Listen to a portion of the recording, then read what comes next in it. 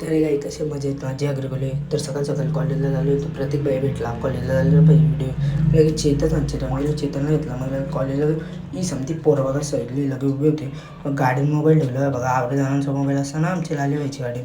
मला गाडीत मोबाईल ठेवलं. रात्री सर्विस यायचं आपल्याला घ्यायला जायचं होतं मित्राच्या बड्डेला. हे बघा आम्ही 4 जण निघलो गाडी घेऊन. लगेच चेतन भाईने केक आणला, केक घेतला.